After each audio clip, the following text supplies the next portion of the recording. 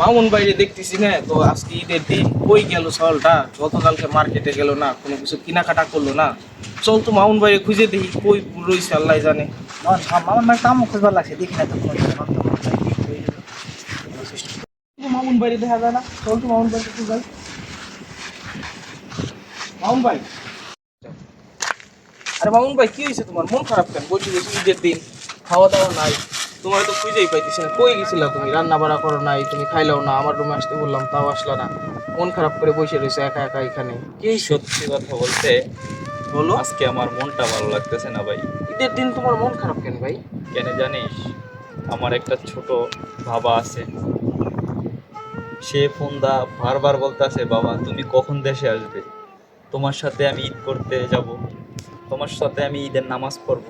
কিন্তু যখন বলে না তখন আমার অনেক কষ্ট হয়। কিন্তু আমার বাবাটা আমাকে বলে, বাবা তুমি কি মোবাইলের ভিতরে থাকো, তোমার বাড়িঘর কি মোবাইলের ভিতরে? তখন আমার মনে চায় আমি পাখি হয়ে দেশে চলে যাই।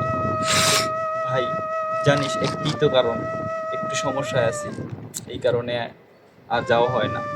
তোরা কিভাবে থাকিস আমি বুঝি না তা, আমার এত কষ্ট হয় যখন আমার বাবার কথাগুলো শুনি, আমি আর সহ্য করতে পারি না ভাই। ভাই আমাদের প্রত্যেকটা প্রবাসীর তো একই জীবনে ভাই, আমাদের সবারই খারাপ লাগে, কিন্তু কি করব বল, আমাদের তো ফ্যামিলির জন্য, ফ্যামিলির সুখের জন্য এইটুকু স্যাক্রিফাইস করতে হয়।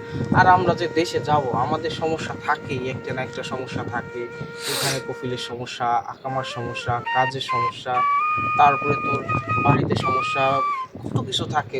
চাইতে তো মন আমাদেরও চায়, কিন্তু কি করব বল, যাওয়ার তো কোনো সিস্টেম নাই। আমরা তো চাইলেও যাইতে পারতেছি না, 4 বছর হয়ে গেল, দেখ আমি নিজেও তো যাইতে পারতেছি না। আমার কি খারাপ লাগে না? প্রতিটা দিন খারাপ লাগে, দেশে যাইতে মন চায়, কি করবো বল? এখন আর কি করবি, কিছু তো করার নাই, এটাই আমাদের জীবন, এটা মাইনে নিতে হবে। আমি এখন কি করব বল দোস্ত, আমি এখন কি করব, আমার কিছুই ভালো লাগতেছে না। চল বসি আমার রুমে, চল খাবার টাবার খাই, তারপর বসি। সবারই খারাপ লাগে রে ভাই, প্রবাসীদের জীবন এইটাই। আমরা যদি স্যাক্রিফাইস না করি তাহলে আমাদের ফ্যামিলি কেমনে ভালো থাকবে?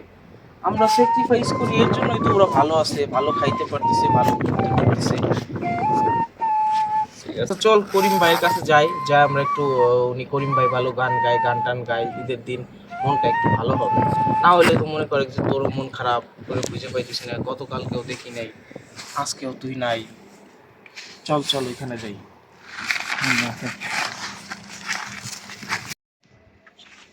মোবারক।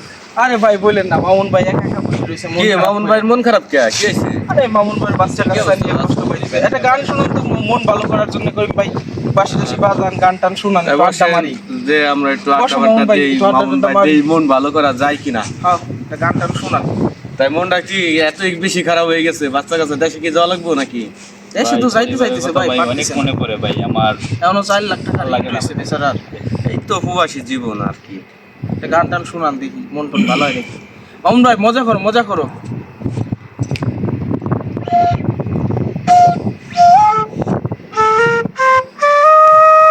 মামুন ভাই গান গাও, গান গাও।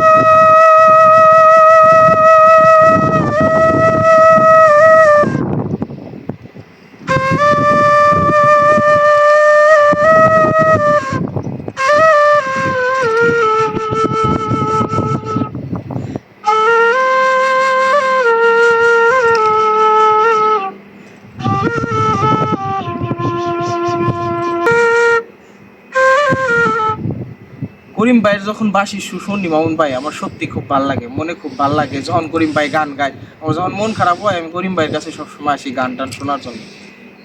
না আসলে এখানে এসে আমার একটু মনটা ভালো লাগতেছে। হ্যাঁ, সবারই কষ্ট আছে, দেশের কথা বললে চলো। করিম ভাই একটা গান ধরেন তো, একটা গান গান। কি গান গাবো?